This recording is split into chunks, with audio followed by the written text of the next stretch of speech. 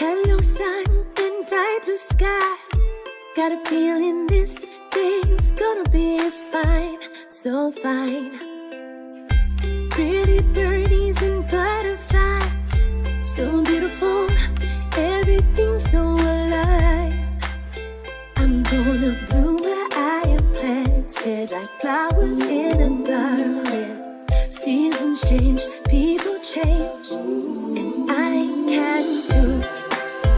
Let me be brand new, get in the flow, it's time to grow.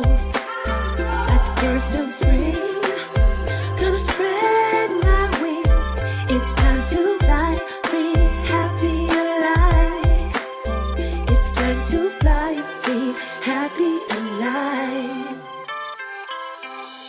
Our night is lit up so colorful, got rainbows dancing in my eyes, it's so bright. I let the sun kiss me head to toe. I'm fresh, I'm golden, here in the light. I'm gonna bloom where I am planted, like flowers in a garden. Seasons change, people change, and I can too. Let me be brand new, get in the flow. It's time to grow, like the first of spring. Gonna spread my wings. It's time to fly, free, happy, alive. It's time to fly, free, happy, and la la la, la la la.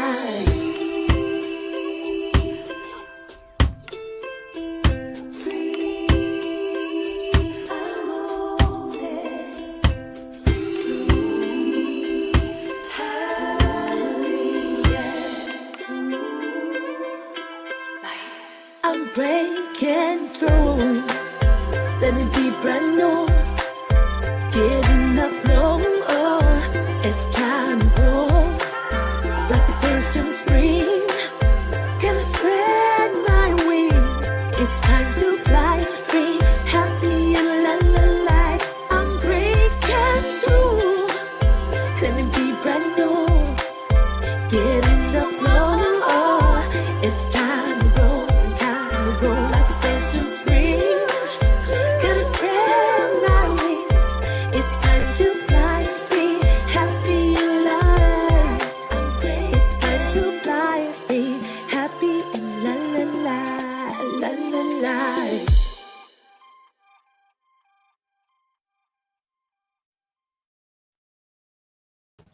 Happy and free, there I am.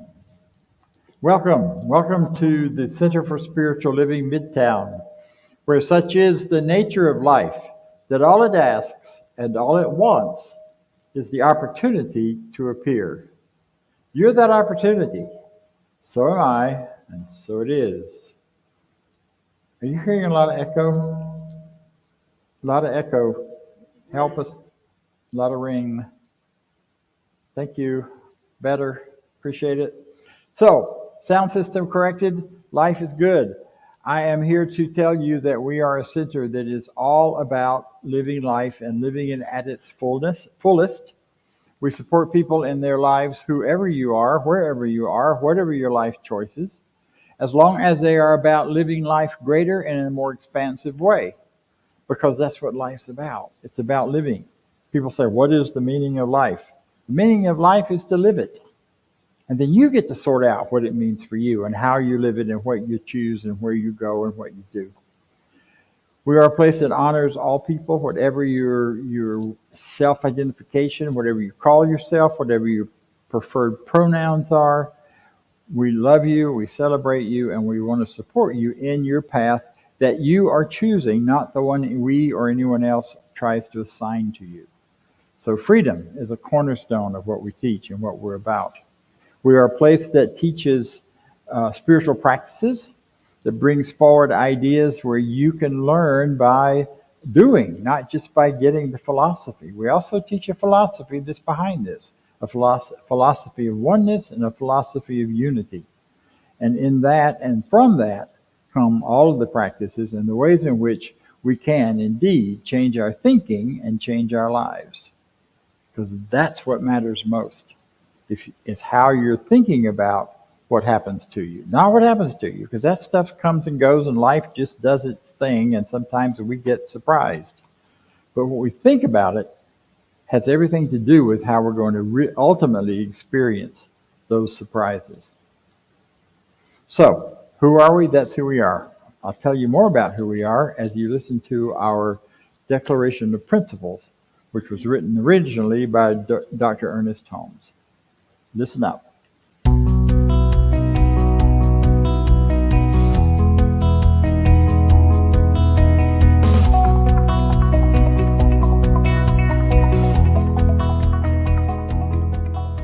I believe in one God, one absolute power and first cause to all things.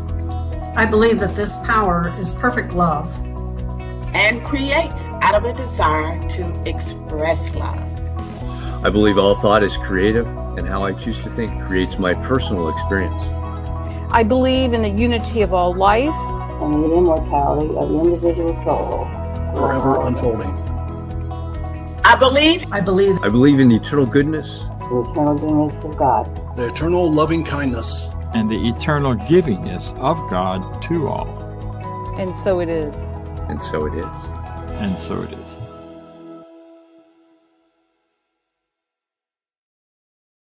That Declaration of Principles says, because that's just a small part of it. You'll find it on our website at cslmidtown.org in its full form. And it's very interesting. I invite you to, if you've never done it, take a look. It can give you some things to think about and question, because our point in doing that isn't so much to say this is what you have to believe to be part of this group, but this is what we are all aspiring to or thinking about or moving toward, and it gives us a litmus, a way to look at that and measure who and where we are. Now, some of those folks you saw up there are spiritual mind or religious science practitioners, rather. They teach science of mind. Practitioner is someone who has studied this teaching, who's demonstrated that they can make amazing, wonderful changes in their life as a result of changing their thinking, using some of the techniques and philosophy that we teach. And then those who demonstrate that for others as well as themselves get licensed. And that comes from our international headquarters, Centers for Spiritual Living. So today we have one of our licensed practitioners to share with us, we are so happy to have back with us from his travels around the world, or not quite around the world, but all over the place. And Lee Huffman will share with you now. Thank you. Thank you, Lee. Thank you, Bob. Happy Easter, everyone. I hope you're having an amazing weekend. I've said this before from this platform, that my favorite line out of the Statement of Principles, a short one that we have, is the third line, which says, all thought is creative, and how I choose to think creates my personal experience. Last week, and I'm not even sure which app came up on my phone that did this, but a minister was talking, and his sermon actually proved this point. While this weekend focuses on Jesus and the resurrection in the Christian faith, the minister was speaking about someone who's almost forgotten in that story. And that person is the thief that's on the cross beside him. There were two criminals, and there's a number of stories as to who's who, but there's a thief, maybe they both were. But those of us that were brought up in the Christian traditions know that Jesus turned to him because one was bad-mouthing him. He turned to the other one who was supporting him and said, "Today you will be with me in paradise."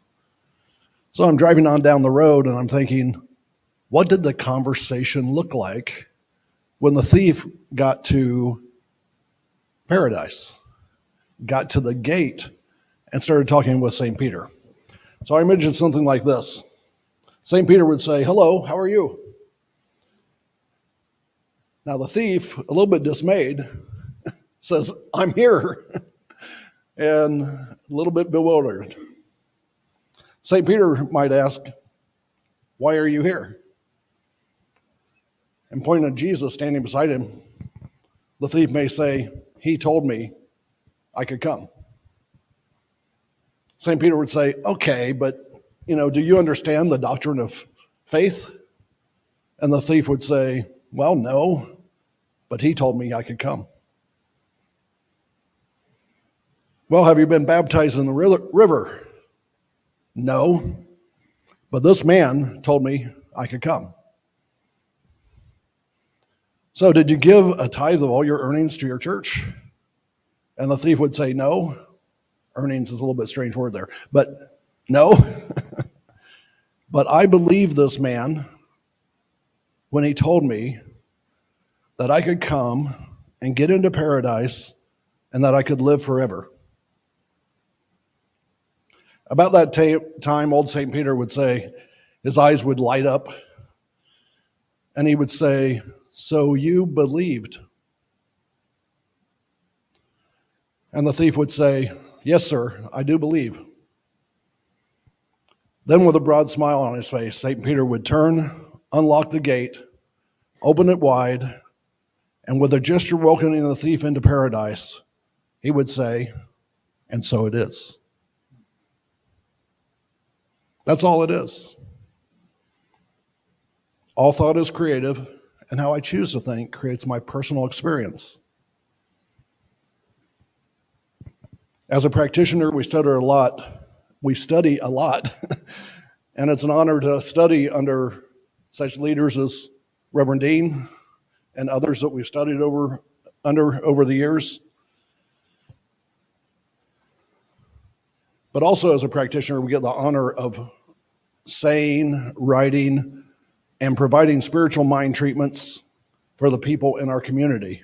And we're happy to do that. You can find the practitioners on our website and reach out to them.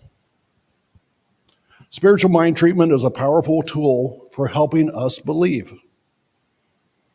It helps erase any doubt that we have and strengthens our belief system. It helps us know what is true. So today, I have the opportunity to lead us through a spiritual mind treatment, a simple affirmative prayer, much like the Lord's Prayer and other prayers that you'll find in spiritual writings all around. But since I can only create a belief system in myself, and you can only create your belief system, I will say it in my words. I will say it in the first person. As you hear my words, take any part of it that resonates with you, that is true for you, and say it in your own mind. Treat your own mind with it, so that you can believe it and it can change for you. If there's any part of it that doesn't resonate with you, throw it away. It doesn't matter. What's left will be good for you. So let's take a deep breath and relax and clear our minds.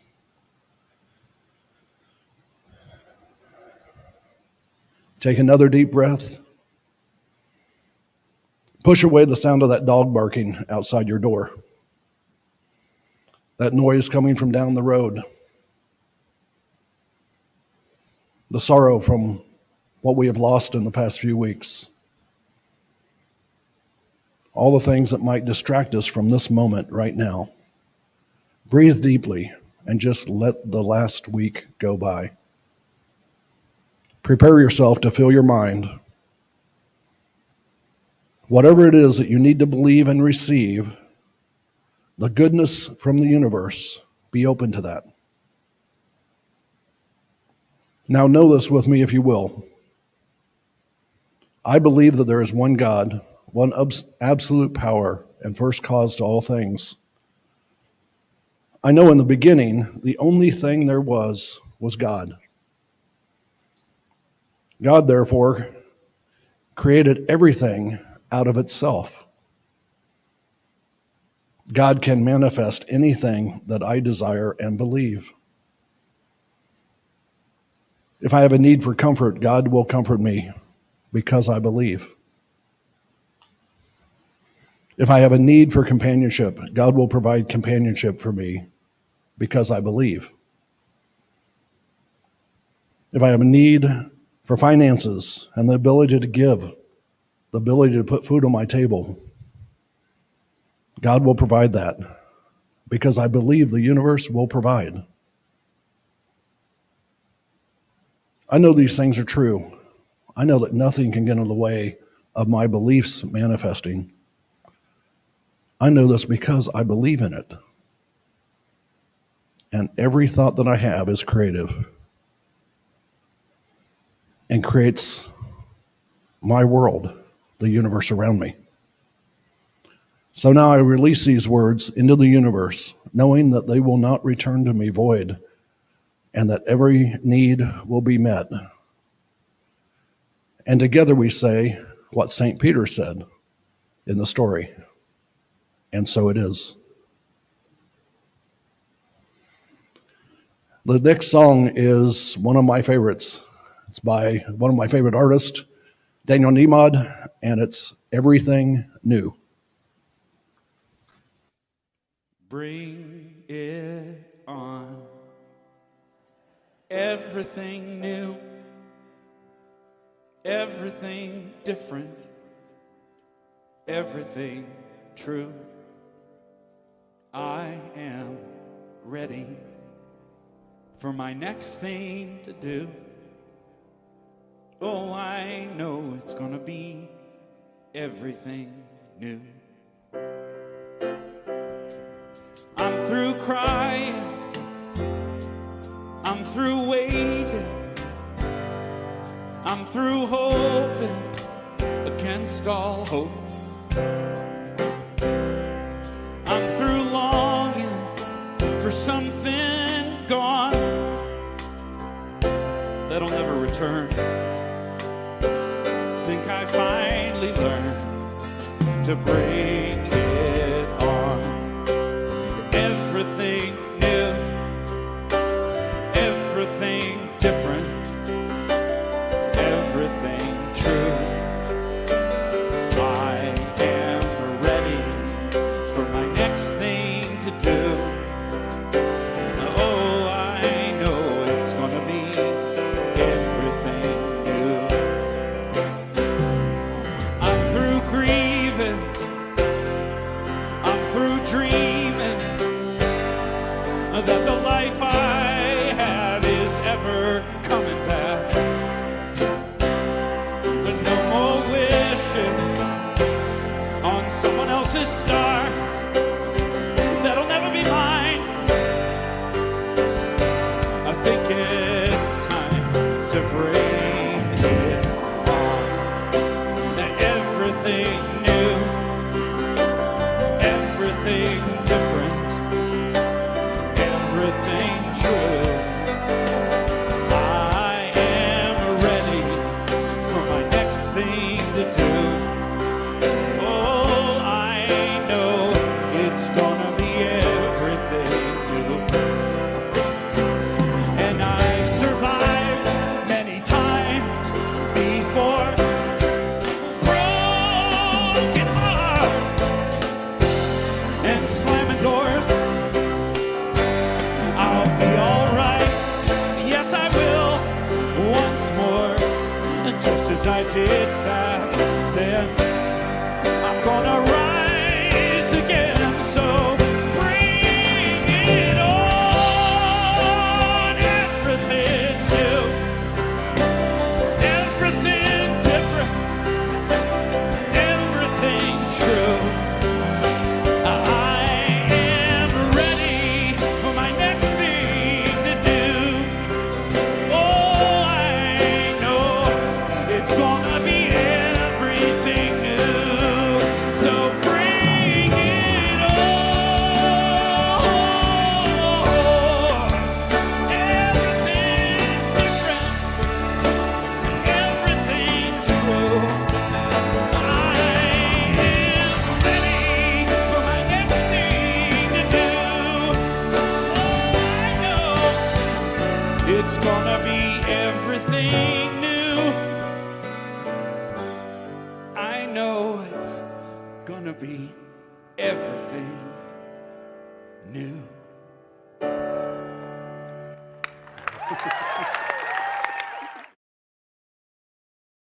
Everything New is a great song. I'm not sure those of you on the internet got the words. We were not getting them too well in here, but it's the sound system and we don't know yet what's going on. But you're hearing me, right? That's what counts. Well, I did too. But anyway, thank you. So I'm here to welcome you and wish you happy Easter. Everybody, I'm wearing my pink because that's what you do on Easter. You wear something bright colored and pastel, and when I was growing up, you also wore something new always on Easter. We got new shoes and new outfits. Couldn't wear them until Easter Sunday, which sounded great, except new dress shoes without being broken in are miserable. And to wear them all day Sunday with sore feet, it's just too bad. You got to break them in. Can't break them in ahead of time. You got to wear them Easter Sunday because everything's new. It's a brand new day.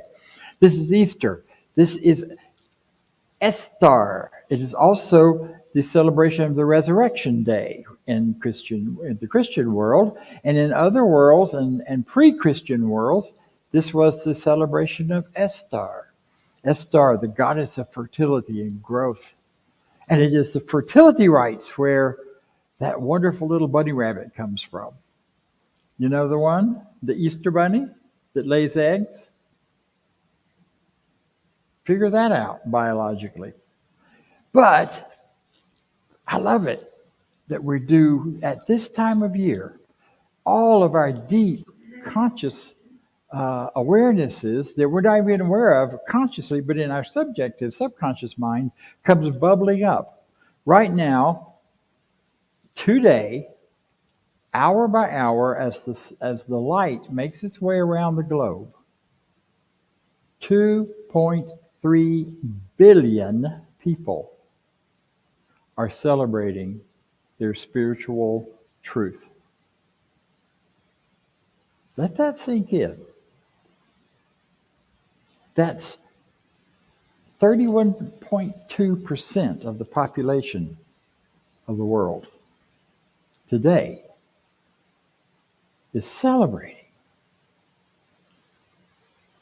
I don't know about you, but every year when I wake up on Easter morning, whether I'm thinking about anything religious or not, I feel that the life and the energy is different. It's stronger, it's better. So whether you are aware of that and pay attention, it's happening. You see, we say change our thinking, change our experience, change our life. Well, when 32% almost of the people in the world are changing their thinking on that day, on this day, and focusing on things of the heart, things of truth, things that matter, it changes everything in its wake. That means you and me and everything on the planet. I find it interesting that in this hemisphere at this time of year, it always gets colder for this weekend. You know, Easter doesn't come at the same time every year. You may have noticed that, at least not on the calendar.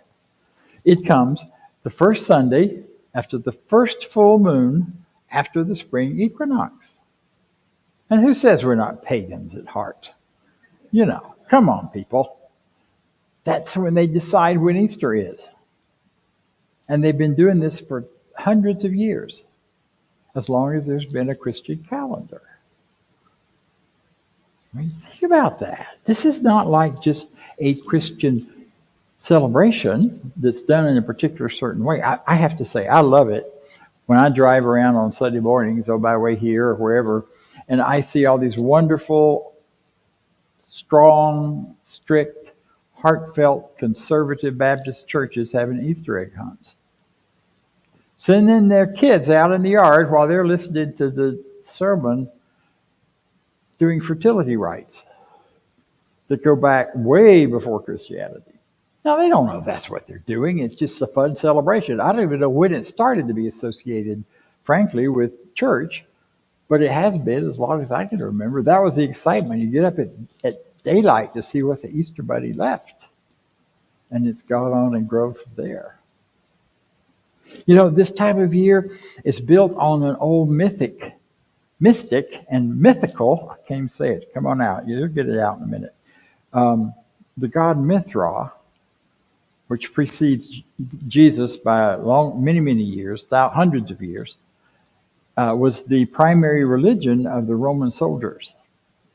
And in that religion, Mithra destroyed his son, sent him into Hades for 3 days, taking with him the sins of the people and receiving the punishment for the evil of their sins, and was resurrected on the third day. The goddess Estar, for whom Easter is named, her son's got a rough deal in the old gods. Her son was crucified on a tree near the fields. This was not done as human sacrifice. It was a myth. It was a mystical idea. Crucified and bled out into the ground, and his blood revitalized and brought new life, new crops, new babies, new everything to the planet at that time. This day, this time of year, is ancient in our human experience and human beliefs and human practices. That's my whole point. I also found it interesting as I was looking around at this, that there's the other interesting idea is that the second largest religious group on the planet, which is about 1.8 billion people, are Muslims. So between Muslims and Christians, that's over half the population. And ultimately and finally, there's only a small sliver of the population that isn't churched or in some sort of spiritual identification. I think that's kind of amazing. Not sure where we get put in New Thought, whether we're in that non-affiliated or in that other category, but that I'll find out next time. So it's Easter, it's Esther, it's Mithra, and more. Those are just a few of the things that have gone on at this time of year. It is a celebration of spring, it's a celebration of new life. And that's what we're all about today. It's new clothes and new shoes, new ideas, newness everywhere you look.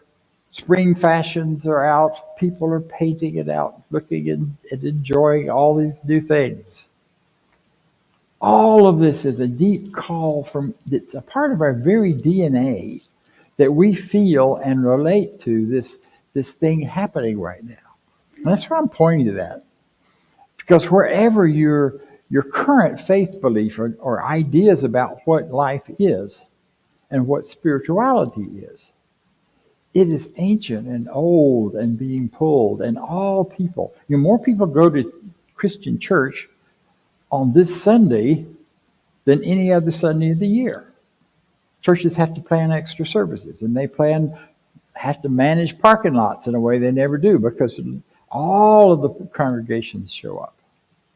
Our centers often are New Thought, New Age, more New Agey, New Thought kind of places are smaller today, because everybody's going with Mama and them back to the church they came from. Because there's also a whole lot of pressure, whether you believe any of it or not, to carry forward the family traditions that go on this day. to have those family events and experiences and feel those connections. Because that's what it's all about. It's that connection. You know? It tells people who they are. Christianity is based on a central story, one story. Now, in that story, there are so many interpretations. 45,000 different Christian denominations in the world. Think about that. No wonder we all have a lot of different groups. Science of Mind is no exception. We have our groups too. But they all revolve around a story which unifies and links people and gives us a sense of connection and a sense of belonging to something. And I say us because many people link us to the Christian denomination. We are definitely not, but we definitely are. It's an interesting thing. Jesus is a great prophet and teacher, and we have believed since the formation of Science of Mind that the ideas there are very core to our teaching. But not that he is the great exception that came along to save all of us. Rather, he's the great example for all of us. That Jesus himself said it, that what we can do, what I am doing, you can do and more. I mean, and that's true in so many ways. We heal in ways that he never even thought of or heard of. We live and grow in ways that he never knew about. And that is a blasphemous statement in many places. One of my early Science of Mind teachers said, Jesus came to point the way, and we've been studying his fingernail ever since. And I think there's a lot of truth in that. We get lost in the detail, we get caught up in that stuff, and get lost on what he's pointing to, which is what Easter is really all about. You know? So here's the punchline from all of this. You can't have Easter. You can't have Resurrection Sunday without Good Friday. And that's the part a lot of folks prefer not to notice. So you don't have a lot of people at Good Friday services, but you sure have plenty on Easter. Because we want to celebrate the new life. We want to see the new life. And many people say our teaching is all about just celebrating the new life, and let's ignore anything to do with Good Fridays, even though every one of us have Good Fridays in our lives. And by Good Fridays, I mean, what Good Friday is. It's the good day. The story says that Jesus died on the cross. And that which Lee just pointed to and made his final statements to all of us. And whether you believe that to be a true story or a mythic story, which is one that is true and happening, whether it ever factually happened to a real person or not, however you believe it, that story is core, it's central to every human being in this part of the planet where Christianity is dominant. And in order to have that resurrection, you got to have something to resurrect from. In order to move into new life, you got to have something to leave behind. So new life, to embrace something, is to bring light out of the darkness. Now, I don't know about you, but I've had some darkness in my life. I've had times where I really need to not live in that anymore, and to have it be sacrificed and crucified and done away with for me. I prefer it not to be painful. But sometimes when I delay the letting go and the releasing, it can feel like a crucifixion to let it go. Letting go relationships that matter a lot, but which just don't work anymore. Or where one or another person in them says, I'm done. And you feel the heartbreak of that. Releasing what no longer serves us. Things in our lives that used to make a lot of sense, that just don't anymore. You know the old story, I'm sure by now, that of Christmas or Easter Day when they're baking the ham in the kitchen and they cut off the end of it and put it in the pan and put it in the oven, and the daughter is watching, the mom's doing it. The kid says, "Mom, why do you cut the end off the ham and don't you cook it?" Well, I don't know. Mama always did that. She's in the other room. Let's go ask her. So they go ask Mom, why do you cut the end off the ham? I don't know. I guess because Grandma always did it. Well, she's taking a nap upstairs. Let's go upstairs and ask her. I go up to Grandma and say, why did you cut the end off the ham every time? Well, I only had a pot that big, so I had to cut the end off so the ham would fit in it.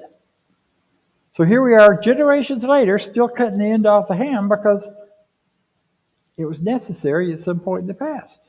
So much of the pain and hurt that we carry and that continues to mess with us is stuff that just no longer serves us, but we're hanging on to it because it did at one time. It was protection. It was ways that we coped. It was ways to deal with things how they were, and they have changed, but we have not allowed our thinking to change with them.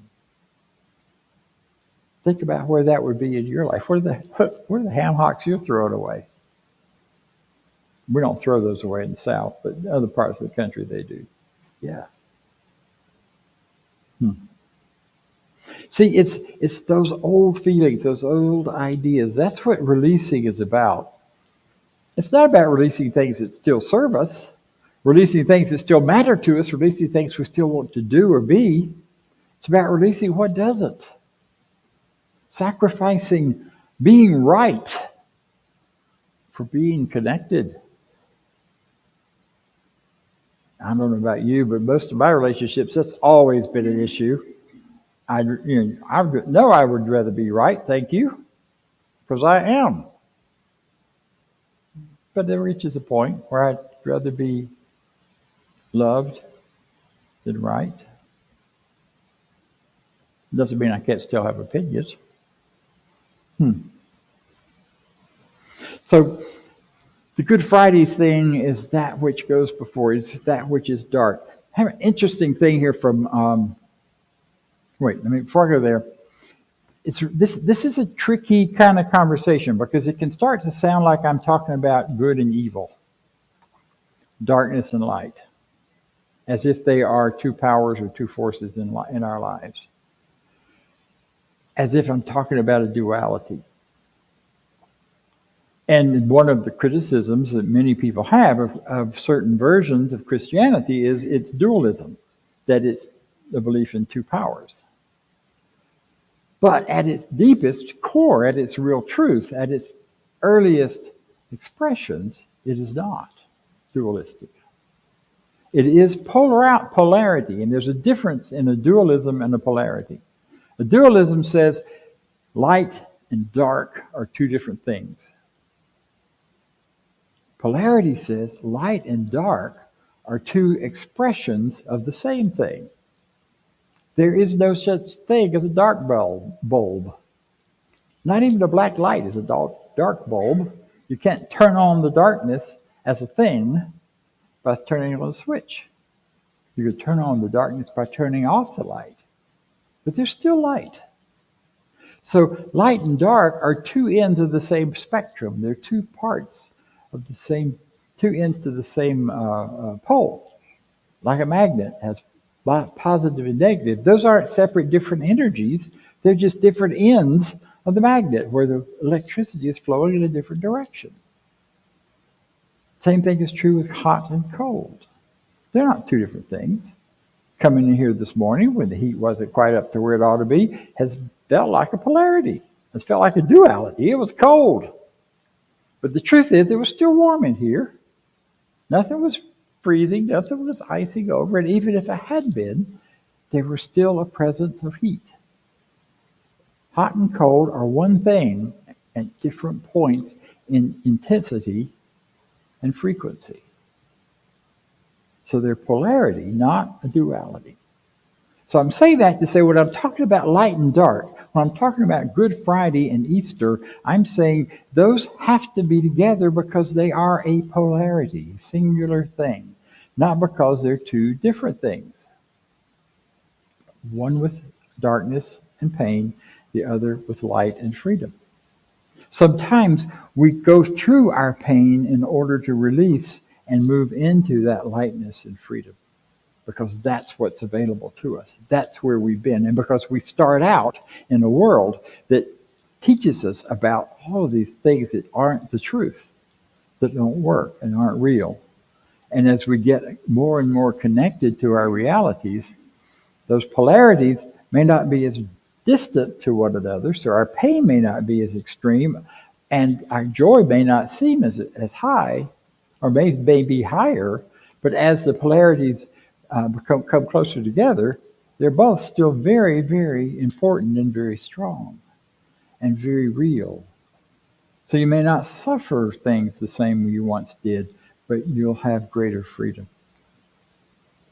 Hot, cold, up, down, same thing. By the way, where is up on a round planet, flying through space, that's looping and circling and spiraling? Which way is up? Depends on where you're standing, right? Up is a completely relative term. So is down. Relative to what? Where I am. Relative to gravity.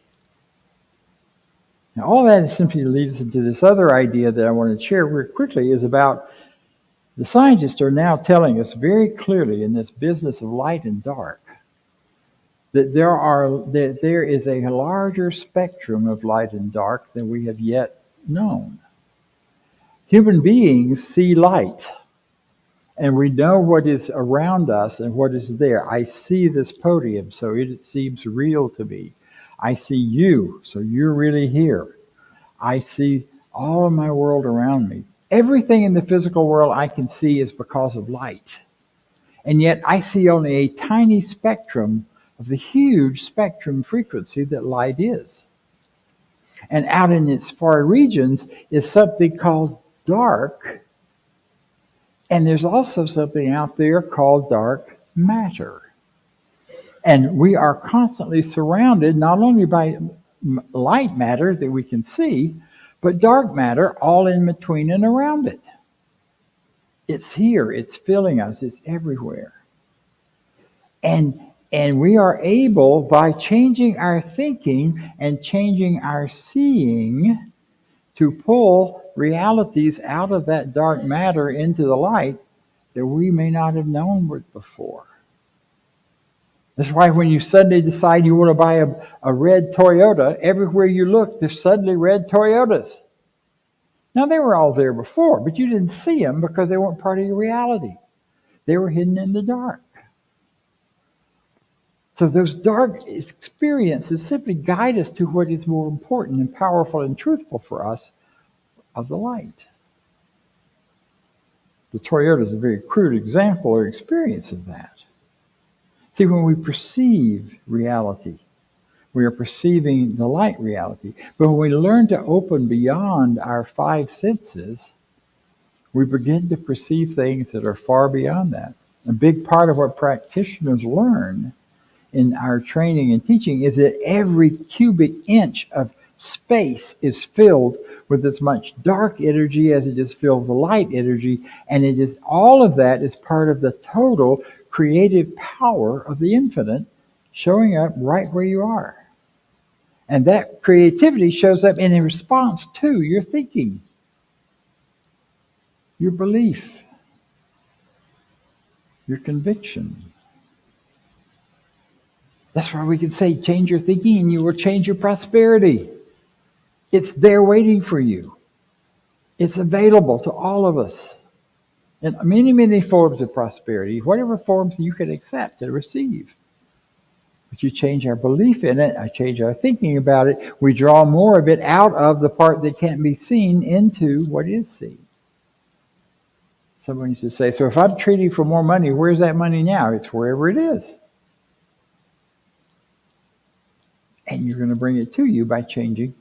But you're not going to bring it from somebody else. There's an infinite supply of goodness and power and availability. It's also how we can heal instantly.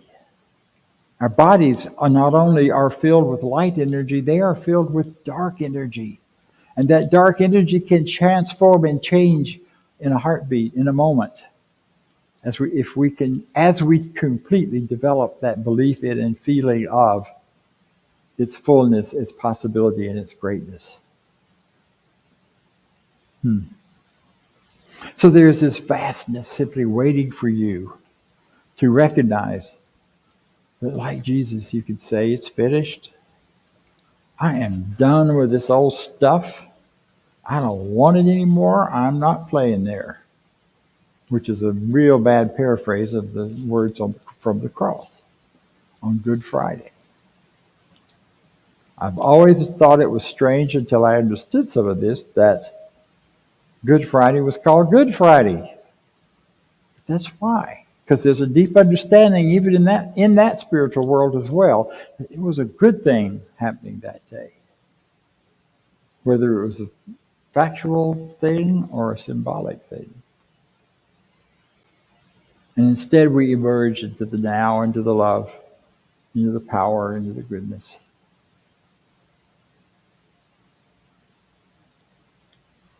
So ultimately and finally, this is a day of celebration of the one power, the one love, the one intelligence that's underneath, behind, and with all of this that we're talking about, of the thing itself.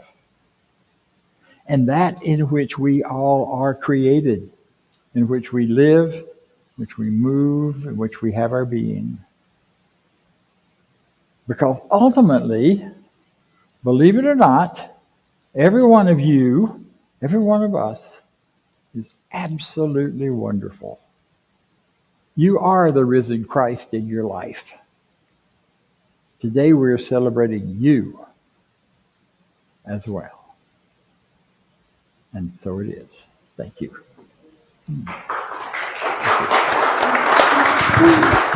Thank you, Dr. Bob. What an awesome talk. Lots of education there too. Different stuff, learning, which brings us to why we're here. To come together, to celebrate, to learn, to grow, to be in this spiritual community. And with that, it's a time to give. You'll see on the screen our affirmation of prosperity. You can click on the QR code.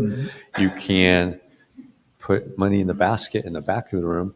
And online, you can set up a one-time donation or an ongoing donation, however that works for you in your life. So if you will, with me, say our affirmation of prosperity. I live in a universe of abundance. As I freely and joyfully give, I join in the divine flow, and all that I share with life returns to me multiplied abundantly, and so it is.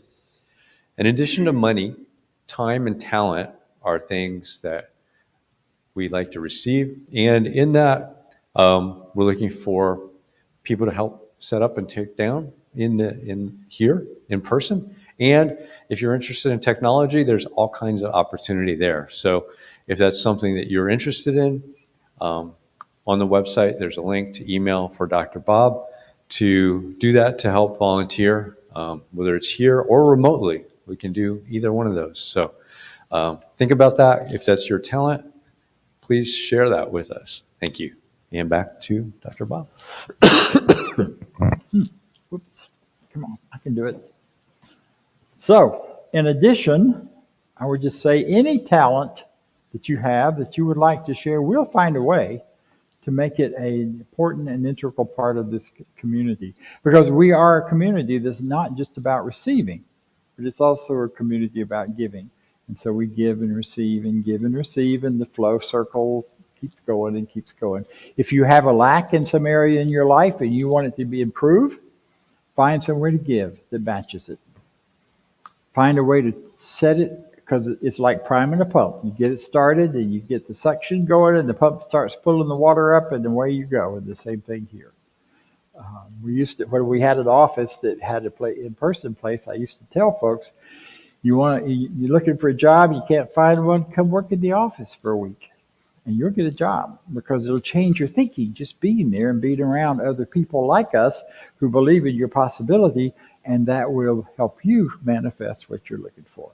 Well, we don't have an office now. We have offices all around, as we each have our little parts and pieces to do. So that's where what Vance was saying about attracting or inviting you to to participate in any of the electronic world that you want to participate, it's a good thing. So let us join then as we close, before I get wound up again and start preaching. Let's share together our closing affirmation. I leave this place now knowing something better than I knew before. I go forth into the world with a heart full of love and a mind full of good sense. I look at the world in a greater way, knowing that I have within me everything I need, the life I desire. I give thanks for this understanding.